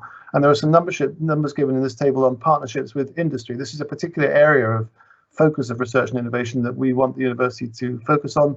We've made real progress in the last few years in terms of our links with industry. There are some numbers given here, and I just put I put an arrow on this table just to indicate that if you go from 1718 on the right hand side through 1819 through 1920, if you look at the number of startup companies that have been formed in that period, the value of the consultancies agreements with processed by Edinburgh Innovations, and the value of industrial and transitional awards, each of those three categories are rapidly increasing across that 3-year time period. So real progress being made in terms of our linkage with industry and with some of the consequences that brings in terms of formation of new companies, of course, all of which create new jobs and also income to the university. This shows you a tabular presentation of research awards, and you can see that it's going up year on year. Now, some of this is explained by inflation and some of it's explained by very large awards that have contributed. And I've always looked at this kind of graph with some anxiety because it's quite difficult to imagine that this line will continue to go up year on year. But so far, it is going up year on year. And if you look at the 3-year average, and because of all the COVID data, you'll be used to these kinds of presentations trying to average out trends. The 3-year average is also, that's the pink line, it's also substantially going up. So year on year, our colleagues are bringing in more research award than the year before. Now, of course, this, as I've said already, is mostly expenditure which goes straight out the door again because it's research being funded to be conducted. And indeed, you'll also be aware that research doesn't cover its costs and it has to be cross-subsidized from other parts of the university's income. So whilst this is a magnificent success and something that we're really proud of and we want to continue, it doesn't mean that the university's got more money to spend. It actually means the opposite. But nevertheless, a fantastic achievement by our researchers, and we should be very proud of them. Just a slide on City Region Deal. I've mentioned this a couple of times already. This is a program of work under the heading of data-driven innovation. This is harnessing the university's considerable strengths in data science and informatics, artificial intelligence, etc. We set some very. This program was launched in my first year in the job and conceived before I arrived. It's been starting to deliver really impressively. There were some very impressive and stretching and demanding targets set for this program in terms of number of people that were educated in data science, in terms of new companies that would be formed, jobs that would be created, and inward investment that would be attracted. And under every one of those headings, we are running, only 2 years into the program, it's a 10-year program, we're running well ahead of schedule. This has not been substantially impacted by the pandemic. You could even say it's perhaps been facilitated by the pandemic because people have been thinking more digitally and more data, with more data applications than perhaps they did previously. So a number of examples of those successes. We've attracted funding from Scottish Enterprise, from Legal and General to fund something called the Advanced Care Research Centre. This is a very innovative and pioneering approach to care, where there's a step down between hospital and the community, facilitated by data science and facilitated by robotics. This was a very topical project before the pandemic, but clearly with the focus on care and care homes and the issues around them that have come in the last 12 months, this project is even more timely than it might have been before the pandemic. We've attracted funding from Baillie Gifford, generous support from Baillie Gifford for a chair in the ethics of artificial intelligence, and we've attracted substantial funding from the UK government scheme, which is called Strength in Places, for a new centre in finance data, which is called GOFCO, the Global Open Finance Centre of Excellence. All of these represent external funders' confidence in our ability to deliver. And this has been a real success for City Deal and everyone working on it. And again, I'd like to acknowledge a very large number of people that have been working on this. The construction of the Bayes Innovation Programme, which is one of the first parts of the City Region Deal and one of the most advanced, has already created over 1,000 new jobs, established 67 new companies, and attracted £129 million of inward investment. These are really substantially ahead of target. We've highlighted in the next item there, research project funding well ahead of target, industry funding well ahead of target, and creation of new companies well ahead of target. So although the targets were considered very ambitious and very bold, they've actually been exceeded in the year just completed. Brexit, as we all know, has been completed, and the trade deal that was publicised just before Christmas mercifully did include that the UK would associate with Horizon Europe, and including the European Research Council. This was not guaranteed to be the case, and had we not associated with Horizon Europe and the European Research Council, that would have had very serious implications for the University of Edinburgh and for all other research-intensive universities. So we were very pleased and very relieved that this was included in the deal. We were disappointed that Erasmus participation was not included. Erasmus is the scheme which in recent years has funded staff and student mobility between the UK and the EU countries. And we, at the University of Edinburgh, was the largest beneficiary in terms of incoming students and in terms of outgoing students of any university in the UK under the Erasmus scheme. We are no longer going to be members of the Erasmus scheme, and it's going to be replaced by something called the Turing scheme, which is a UK government funded scheme to provide outward mobility for our students, but not inward mobility for other countries' students. And that's one important detail. We're still awaiting further information about the Turing scheme, about exactly how it's going to work, and we will do our best to participate successfully in that scheme. But I should record our regret that we're no longer part of Erasmus. The implications for EU students, I referred to this when I showed you the slide about where the students are coming from. EU students previously were able to study, undergraduate students were able to study in Scotland without paying tuition fees up front, because their tuition fees are underwritten in the same way that they are for Scottish domiciled students by the Scottish Government. That funding ended, that commitment ended with Brexit. The money that was allocated by Scottish Government to fund those students has been promised to stay in the sector, but we don't know exactly what it will be used for, whether it will be used for more Scottish students or whether it will be used for scholarships for EU students or some combination of the two, or whether it'll be used for something else altogether remains under discussion with Scottish Government. But we have been quite pleased to see, and I'll show you the data on this in a second, that students from the EU are still interested in coming to Edinburgh, clearly in much reduced numbers, because that's what you'd expect, but not reduced to zero, I'm pleased to say. And in fact, quite a lot of EU students can qualify for home UK funds by virtue of residence or naturalisation or parentage. And so there will be a way for students to avoid the higher international fees if they come from the EU countries in some cases. We're also have also been very concerned in the run-up to Brexit on the impact on staff. We have about 20% of our academic staff from the EU, many of them very talented people that we're very keen to keep, and we've been trying to provide as much reassurance to them as we can in the run-up to Brexit, but the period of uncertainty and the period of lack of clarity has obviously been very long. Fortunately, we have not seen increased turnover of our EU staff in that time. There is some turnover, there always is, but we haven't seen evidence of mass departures from Edinburgh, I'm pleased to say. But I've always worried as much about the staff that might never come as about the ones that are already here, because clearly there's been a period of uncertainty about whether EU staff can study and work in the UK and what the implications will be for their futures. And hopefully that period is now over with Brexit having been completed. And we need to work very hard to make sure that we remain attractive to the brightest and the best from all over the world. We have lots of collaboration partnerships with European universities. A new one was formed actually just before the pandemic called Una Europa, and this had very imaginative aims, and I could say more about that in questioning if anybody's interested.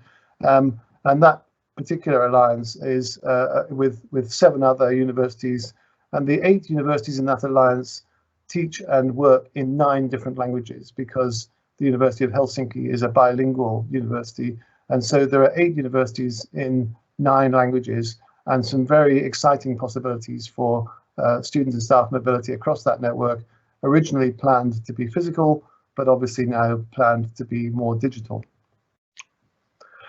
Finally, then, let me just briefly look to the future. I'll show you some data on student recruitment. I'll briefly highlight some of the silver linings of what's happened. I've already referred to some of these as I've gone along, and then some brief reflections and some conclusions, and then I'll stop. We've just seen the latest data on student recruitment for the next academic year. And I'm pleased to say that undergraduate applications are up by 20% on the same stage last year. And up on the previous year. They're up in the rest of the UK category, in the Scotland category, and in the international category, with a substantial increase in applications from the United States. I referred to this on one of the early slides about our recruitment from the United States. It's up by 70% in terms of applications. Now, these are just applications at the moment. They're not acceptances, and we don't know anything about the suitability of these applicants. But nevertheless, the fact that applicants are up so substantially from all those categories is something to be very pleased with. EU applications, as expected, are down, but they're only down by what's on this slide, 44%. It actually will be slightly higher than that when we get the final figures. But there's still substantial numbers of students from the EU that want to come here, even though the tuition fee guarantee no longer applies. At postgraduate taught level, applications are down slightly, mostly accounted for by a decrease in applications from China. And again, I think the reasons are obvious. The travel from China and the impact of the pandemic on China and its relationships with the rest of the world has been very significant. And also, as has been going on for a number of years, the quality of universities in China is dramatically rising, and their rankings in the international league tables is dramatically improving. And it's natural that some students may choose to stay in China for all sorts of reasons rather than travel to the UK or anywhere else. Applications from Scotland and the rest of the UK are substantially up, as you see there. Again, applications from the EU are down, but only down by 17%.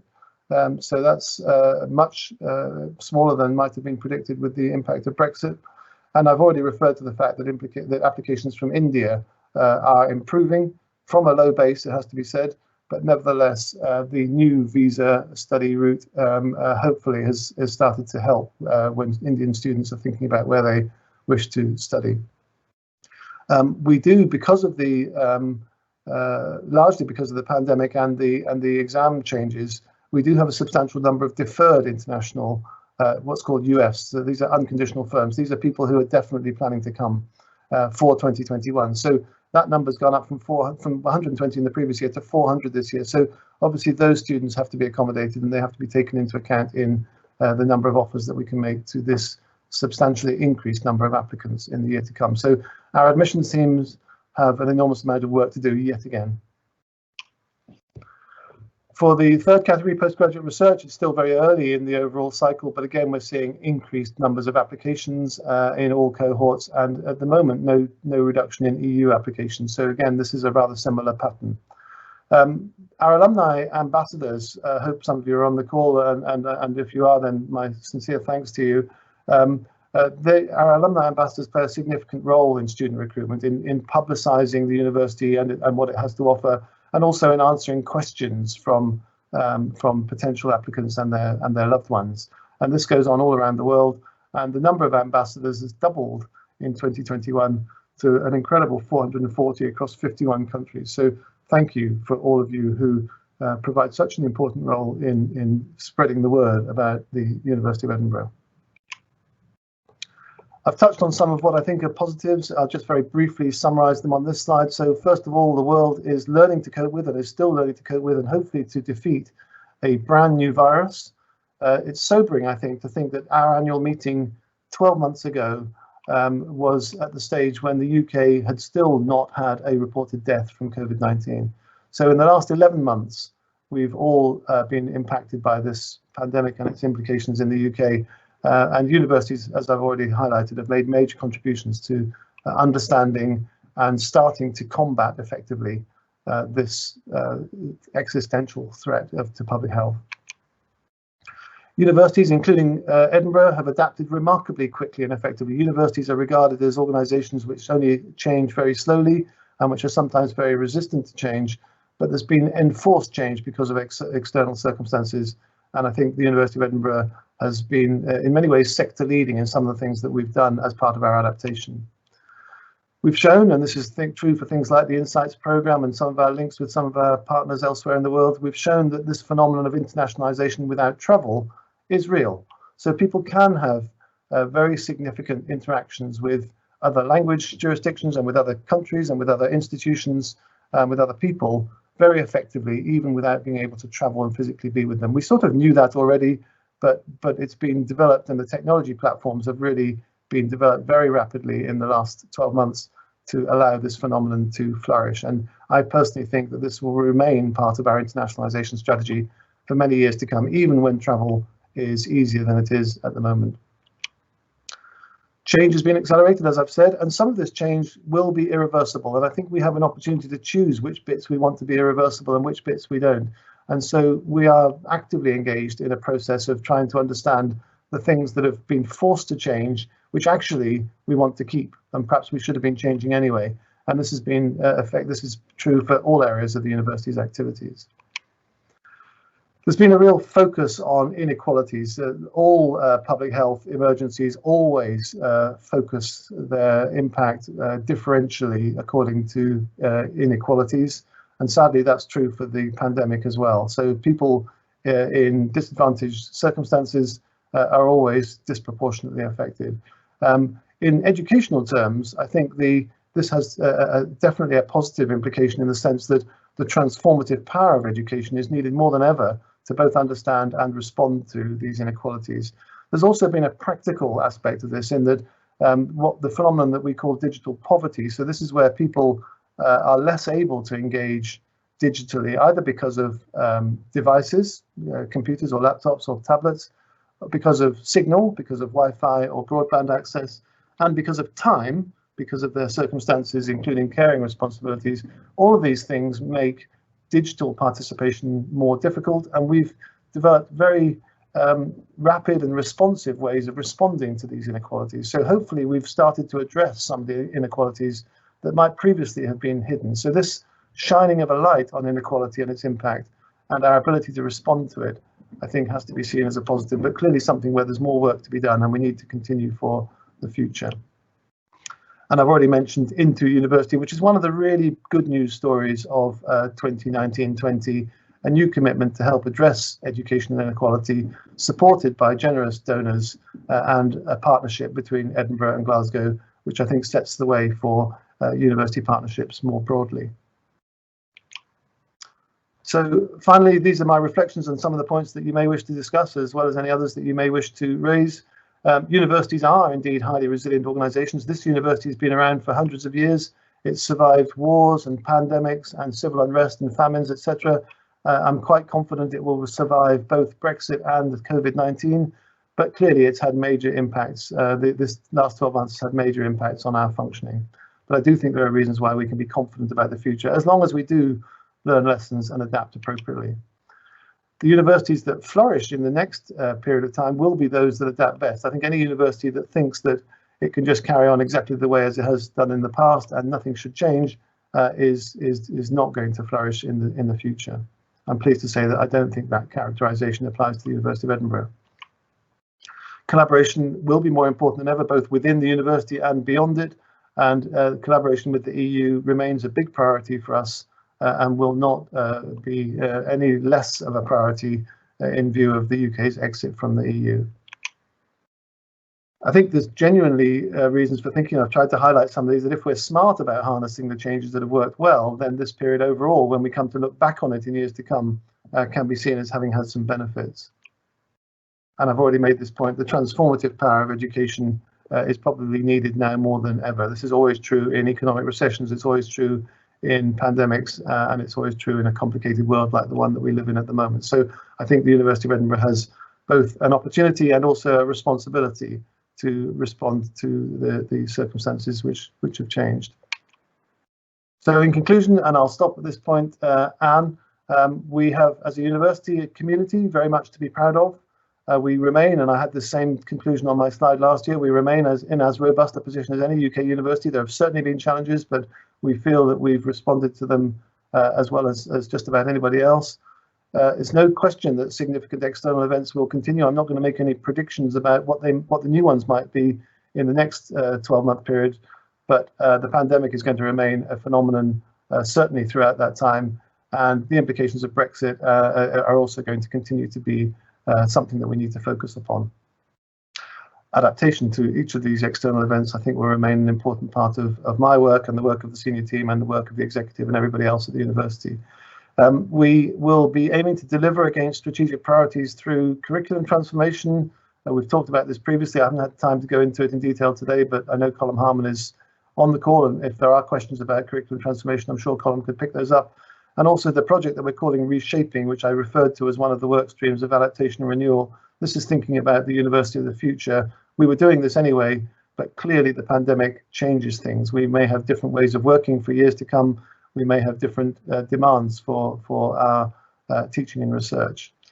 And of course, as always, in everything that we do, buy-in and involvement of staff and alumni, and indeed all of our students, remain essential to our delivery. And I'm very grateful to the role that the General Council plays, particularly with staff and alumni. With that, I will try to unshare my screen and move over to answer any questions that people might have. Thank you very much, Principal. I think thank you for your comprehensive report. I'll be pass on some. I'm going to go through some of the questions that have come in. Can I say to General Council members that I'm sure there was a lot of information there to take in, and because the meeting is being recorded, you will be able to go back onto the General Council website and go back over the presentation. And also that if any questions occur to you in the next half hour, do feel free to still post them into the Q&A box. We won't have time to take all the questions today, I think, but they definitely will be answered, and they'll be answered on the General Council website by the Principal, but they'll be there publicly for all the participants to see and to run alongside the recording. So don't feel that you haven't had your chance to get your question answered if we're not able to get to them all today. I'd like to just start with a question that was sent in advance and which is also picked up by graduate Richie Walker. So the question which was sent in advance has come from Dr. Stuart Blackie, 1973 BSc, 1976 MB CHB. Stuart Blackie is also the president of the Edinburgh University Club of London. He asks on behalf of the club, the members of the club were dismayed to learn in the latter half of 2020 that the David Hume Tower was to be renamed as 40 George Square, following a number of representations to the university authorities. They were partially reassured by a letter from the principal that this will be the subject of a review. We now understand that other Scottish thinkers, including Thomas Carlyle, amongst others, are now also in danger of being toppled. We would like to receive updates on the progress of the review, the identity of the members of the review committee and the qualifications that led to their inclusion on this committee. And Stuart offers, on behalf of the University Club of London, to provide representation from the alumni and to assist the committee in its deliberations. So, Principal, could I ask you to pick up on that, which is also being raised by Richie Walker, who's on the call today? Yes, indeed. Thank you very much. And thank you to Stuart for the question. And I should just say thank you to Stuart for all his leadership of the Edinburgh University Club in London. And I hope to be able to engage further with that club in the future. Obviously, my ability to do so recently has been rather constrained. Yes, Stuart and indeed Richie, who's asked a similar question, and a number of questions have been asked about this issue. I did speak in some detail to the meeting of the business committee about this topic when we last met. I forget exactly when it was, and there's been a lot published and said about the issues around David Hume Tower and the issues around race and racism more generally. So I'm very pleased to provide an update. Firstly, I would just reiterate a point I've made on countless previous occasions, which is that it was never intended that the issues around the David Hume Tower would be taken in isolation. The decision to designate the David Hume Tower by its postal address, so it's not necessarily a renaming of the building, it's more that it's being designated by its postal address, which is obviously provided by the city, not by the university, which is the 40 George Square, just happens to be the postal address of that building. So the decision to do that was forced by circumstances which have been very well publicised in related to the pandemic, and I won't go over that ground again now. It was announced as an interim decision, and that's exactly what it was. And it was interim pending a much broader piece of work to take in not just the namings of buildings, but also various other aspects of the university's relationship with its past around race and racism and around colonialism in the curriculum and a whole load of related issues. It's taken some time to construct the details of that process because necessarily we have been somewhat distracted by the pandemic in the last few months. But about a few weeks ago, we announced the latest information on this, and this is available on the university's website. And we've constructed a process which I'll very briefly describe. So first of all, there's a steering group to steer the review and to report to the university executive, which, as colleagues will know, is the decision-making body of the university, with regular iterations with the senior leadership team. And that steering group will be chaired by Sir Jeff Palmer. Sir Jeff Palmer probably needs no introduction to many people on the General Council, but he is an alumnus of the University of Edinburgh, and he is a recognised authority on issues of race and racism, and he's led very similar pieces of work for the University of Glasgow in the past, and also for the Edinburgh City Council, which is ongoing. So Jeff is very well qualified to lead that steering group for us. The other members of that steering group are still in discussion with Jeff and with a group internally in the university, but they will include representatives of alumni, both young and old, and near and far. And so it's very important to us that alumni have a voice in that review group. Whether or not we aim to keep the review group relatively small, otherwise it becomes impossibly difficult to administer. But that group will certainly wish to have engagement with alumni all over the world, and we've got lots of thoughts about how that can operate. The second group is going to be academically led by experts from the University of Edinburgh. We have numerous experts in Hume. We have numerous experts in the Enlightenment, and we have numerous experts in race and its impact on society.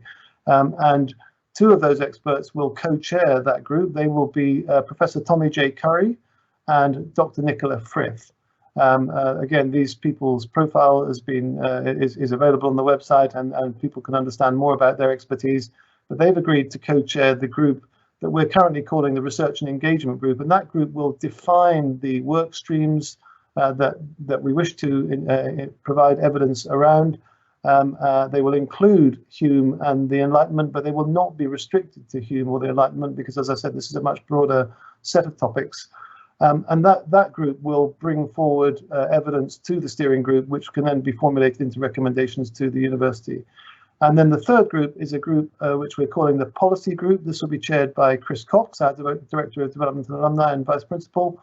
And he and his group will work together with the Equality, Diversity and Inclusion Committee, particularly on aspects of policy around things like naming of buildings, but also around other ways in which we can recognise the university's past, both positive and negative aspects of that past.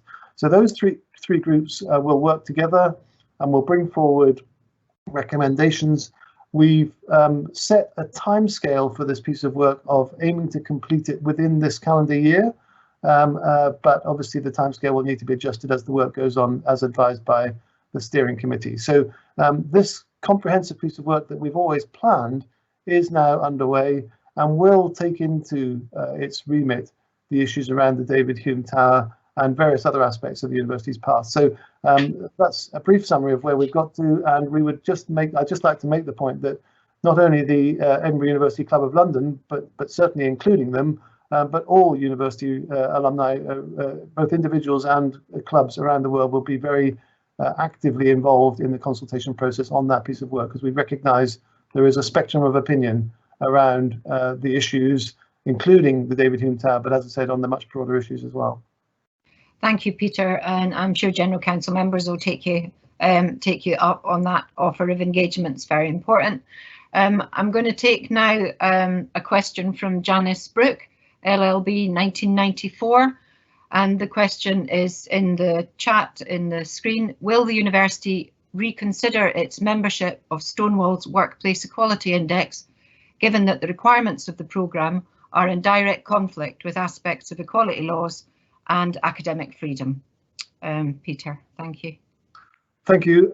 So all aspects of equality and diversity are kept under regular review. We have a university executive lead on these subjects, who is Professor Sarah Cunningham Burley, and she's been very involved in the discussions around the Stonewall issues, and indeed a number of other issues around gender. And I've seen questions both submitted in advance and indeed on the chat around some of the issues around a document that was posted on the Equality and Diversity and Inclusion Committee's part of the website around the definition of transphobia. So there are some very contentious issues in this area. They yield very strong opinions right across the spectrum of student, staff and alumni, and we're constantly keeping them under review. So nothing is set in tablets of stone, I would say, but we do try to make sure that our approach to all of these contentious issues is balanced and is compatible with our university values, including in the Strategy 2030 document. And of course, those values recognise inclusion and diversity and equal opportunities. We have, regarding the link with academic freedom, we have recently published a position paper on the university's stance on academic freedom. Again, this is available on the website. It clearly articulates the fact that there will be some issues on which members of the university community disagree, and we consider that the university should be a place where healthy disagreement can be celebrated and can be learned from. And so in terms of the commitment to academic freedom, not only did it precede the publication of that statement, but it's now been articulated in a very public form as to the way the university will prioritise issues of autonomy and academic freedom in the years to come. So I hope that's an answer to not just that question, but also to some of the other questions which have come up on similar subjects. Yeah, thank you, Peter. I'm sure that yes, so thank you. Some of the questions maybe we won't get to today anyway, so they can be answered further online as the General Council had indicated. I want to move now to another question that's been raised by attendees today. I know, just to let people know, although it says anonymous on your screen, I do have the name of the graduate who has submitted the question. So this is from Scott Wortley, LLB Honours 1994, and A. Aitchison, MA Politics and Modern History 2000. And this is the question asking, could the Principal please explain the comments that were reported in The Guardian this morning, that university students are not getting a lot of undergraduate teaching. This repeats comments that were made in an interview with a BBC Scotland documentary. Given the volume of online teaching and the long hours being worked by staff to deliver this, what message does the Principal feel that this sends to the university students and staff? And I'm mindful that sometimes media reports misquote, but if the Principal could please come back to that question. Thank you. Thank you. I'm very pleased to have an opportunity to respond to this. I had an email on this topic last night, so many people will not have seen today's edition of The Guardian, but the comment that is quoted there is very clearly in the context of talking about online and face-to-face learning, and the comment that I made is that the undergraduates, we've indicated to our undergraduate students that they will not receive face-to-face teaching for the remainder of the academic year, with a few exceptions where face-to-face teaching is already underway because of particular requirements of those students and their courses. So the context of the comment was in relation to face-to-face teaching, and it's in line with the university's published position and communicated to us, to our undergraduate students, that we do not expect them to receive much face-to-face teaching for the remainder of the academic year. That's a subject of regret. We hoped to be able to offer a more hybrid delivery of teaching, where there would be some online and some face-to-face, but circumstances, particularly around the lockdown and the limitation on movement of both students and staff, has necessitated that the shift to online is more complete than we had originally planned.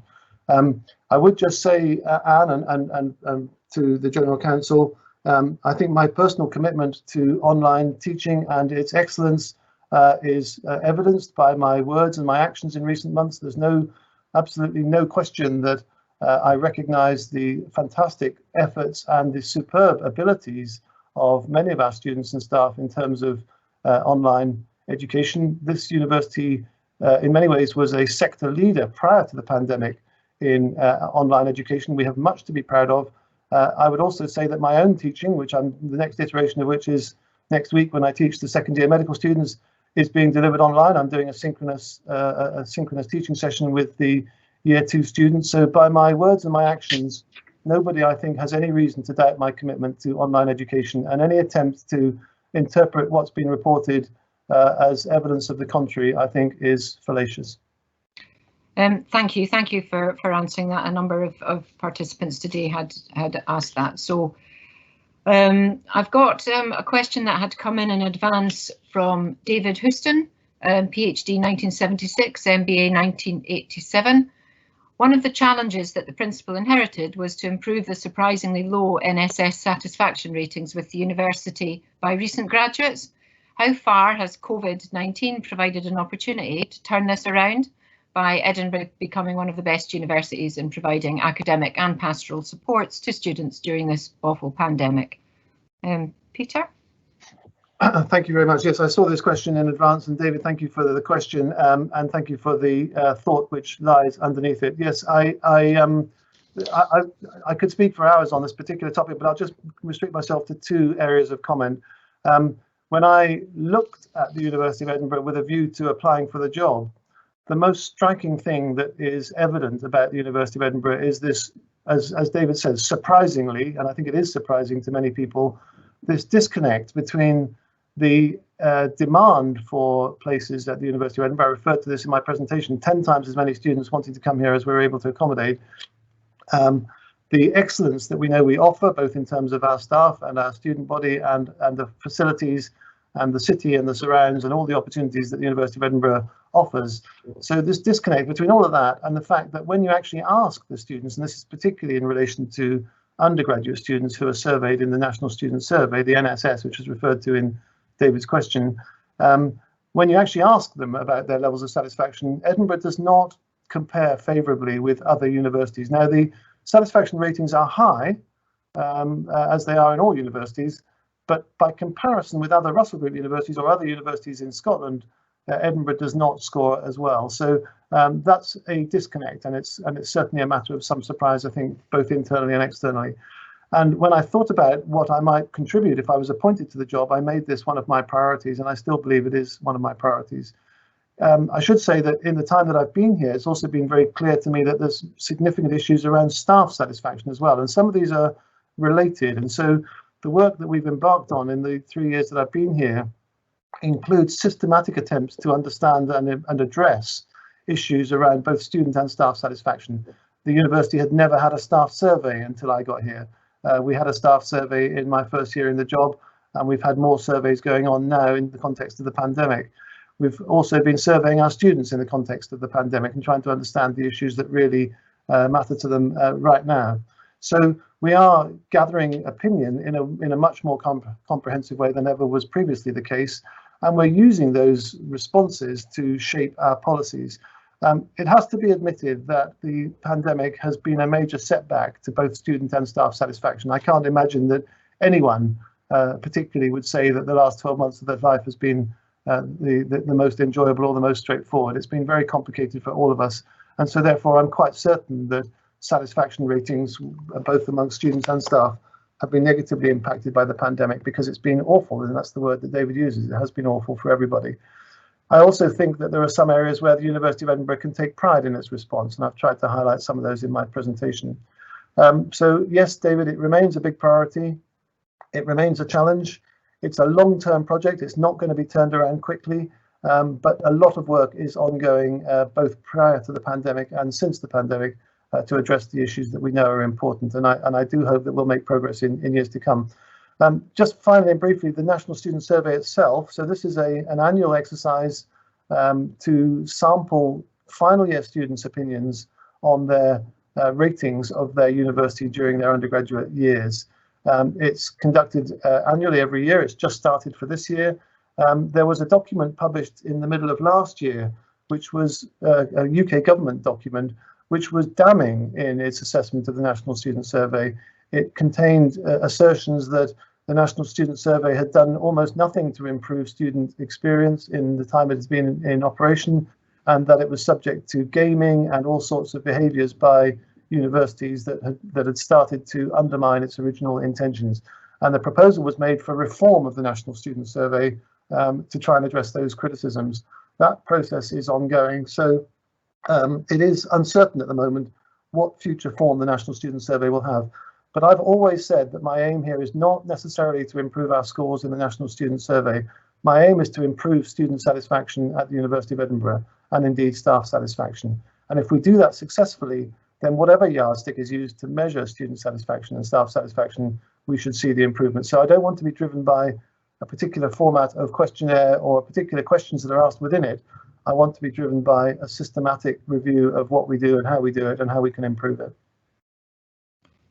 Thank you very much, Peter. Another of the questions that came in advance from a couple of graduates, Andrew Anderson, MBA 1994, and Lisa McKenzie, MSc Policy Studies 2013, slightly edited this, but the essence of the question is, in March 2019, Human Rights Watch urged universities to, quote, refrain from having Confucius Institutes on campuses, as they are fundamentally incompatible with a robust commitment to academic freedom. Will the university review its relationship with the Confucius Institute, which, a propaganda outfit for the Chinese state, which is currently enslaving hundreds of thousands of Uyghurs in northwest China? Thanks, Peter. Thank you. As you heard from Anne Smythe earlier on, there is an intention to have a discussion at a future meeting of the General Council around the university's links with China, and I would imagine that that discussion would include the Confucius Institute. Just in case anybody doesn't know what a Confucius Institute is, this is a partnership with a university in China. In our case, it's with Fudan University in Shanghai. and it's a centre designed to promote Chinese language studies primarily, but also Chinese culture and economy and educational activities in the UK, and in our case in Edinburgh and Scotland. So this entity is associated with controversy, as indeed all of our relationships with China. I showed you the data on students, where they come from. We have enormous numbers of Chinese students here, and you could rightly say that we're unduly dependent on Chinese students for our international student intake. And for all those reasons, that's why we're seeking to diversify that intake in ways that I described earlier on. So I think every aspect of our relationship with China is subject to debate, ongoing review, and to controversy. I do not agree that having a Confucius Institute has compromised academic freedom, but clearly this is something that we need to remain very sensitive to, and we need to examine. Again, I'd reiterate that the university's published its position on academic freedom, and anyone that's interested can refer to that. But we at the moment have this relationship with Fudan University. We have other relationships with other Chinese universities, and we recruit large numbers of Chinese students, and we have partnerships with Chinese organizations of various different types. So yes, we will keep it under review, but I do not agree that it's a conflict of academic freedom. But I'm not complacent about the future of these kinds of relationships. We will continue to examine whether or not they're in the best interests of the university. Thank you very much, Principal. We are moving towards the end of our allotted time, so I'm going to take this question, which also had to come in advance, from Sarah Irving, MSc 2013, PhD 2018. At its meeting in July 2020, the University Executive adopted the International Holocaust Remembrance Alliance, IHRA, working definition of anti-Semitism. Since that time, there has been increasing concern expressed both in Britain and internationally by numerous scholars, both Jewish and non-Jewish, by community organisations and educational institutions, about the negative impact that the application of this definition may have on free and open discussion of matters dealing with Israel and Palestine. Could the university advise to what extent there has been a full consideration of such concerns as they relate to teaching, research and discussion on the Israeli-Palestinian conflict, and to more general implications for freedom of expression at the university? Thank you, Principal. Thank you very much, Anne, and thank you to Sarah and the other questioners that have raised this point. This again is a matter of ongoing controversy and debate. This definition of anti-Semitism was adopted by the University Executive, as it said in the question, and it was done so in a context which I will read out to you. I've got the minute from the Executive meeting in front of me, and I'll report to you exactly what the Executive said. But it's recognised that this is a source of controversy, and it's recognised that the interpretation of this definition needs to be very sensitively and carefully handled, and needs to be adjusted on a case-to-case basis, because it's not a blanket definition which can be applied right across the board. Again, I would reiterate, this does not indicate any compromise of freedom of speech or academic freedom, and again we address this kind of topic in our statement on academic freedom and freedom of speech.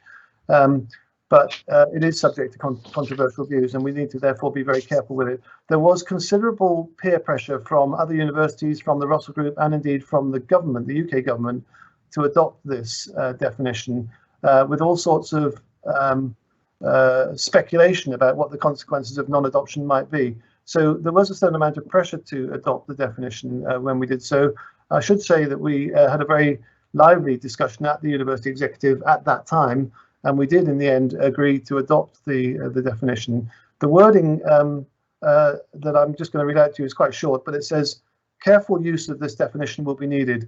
The university continues to have a moral and statutory duty to uphold freedom of expression on campus. This means that the university must interpret and apply the definition in a way which is consistent with the right to freedom of expression on campus. End of quote. So in line with our recent publication of a statement on freedom of expression, we do understand that there's controversy around this particular document, and we will take a case-by-case approach to its use. No doubt there will be a lot of ongoing debate about each time this is raised and each time this is challenged. But I hope that the colleagues on the call can take comfort from for example, the careful and proportionate way in which the university has implemented the requirements of the Counter-Terrorism and Security Act 2015, which also presented considerable tension about freedom of expression. But our approach so far around that legislation, I hope, has been agreed by all not to have allowed any constraint on academic freedom or freedom of expression that some people were worried about when that was first adopted. So there is precedent here, but we recognise the sensitivities, and we will continue to keep this very high in our mind as we move forward. Thank you, Peter. We're going to now move towards closing the meeting, as I understand it. Sorry, I'm just like watching the screen here. Thank you very much. Right, so welcome everybody. I'm now back on screen. Thank you very much to the principal for answering those questions.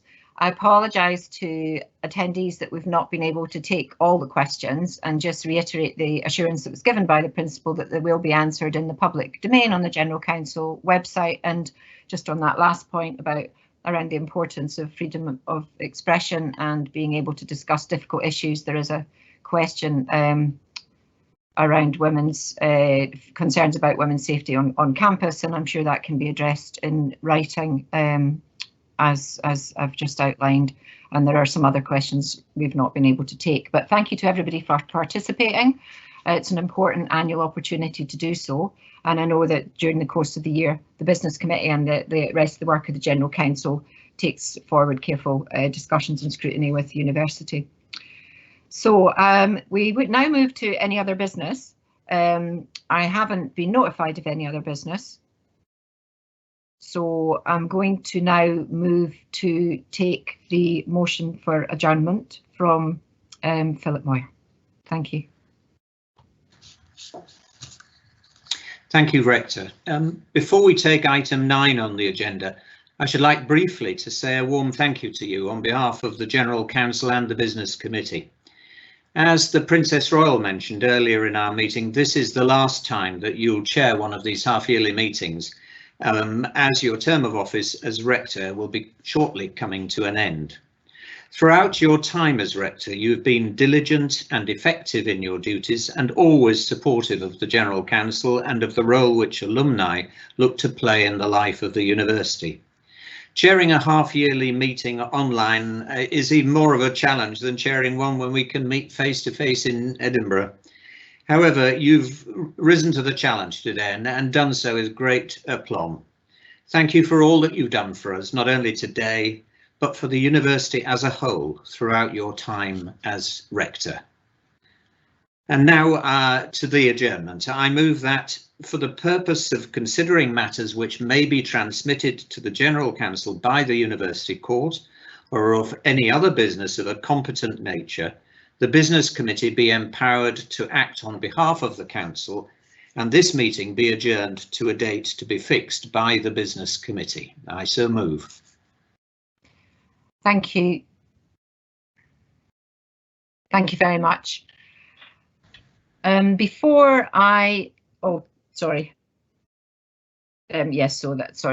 motion is now moved to adjourn the meeting. Before I invite the University Chaplain to close the meeting with the benediction, I would like myself to place on record my thanks to the staff for their support in organising this meeting today.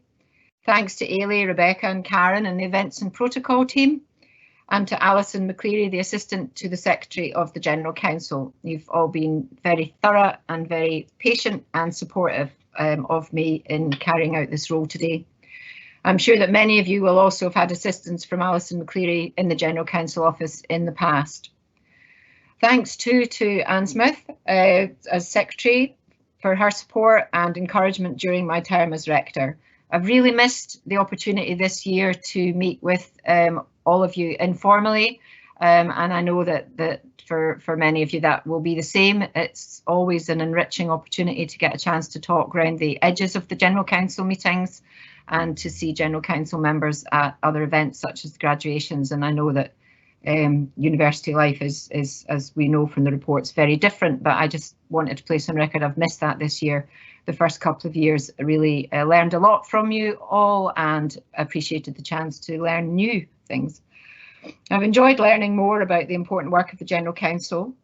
I look forward to continuing to engage in my own capacity as a former University of Edinburgh graduate, 1978, social policy.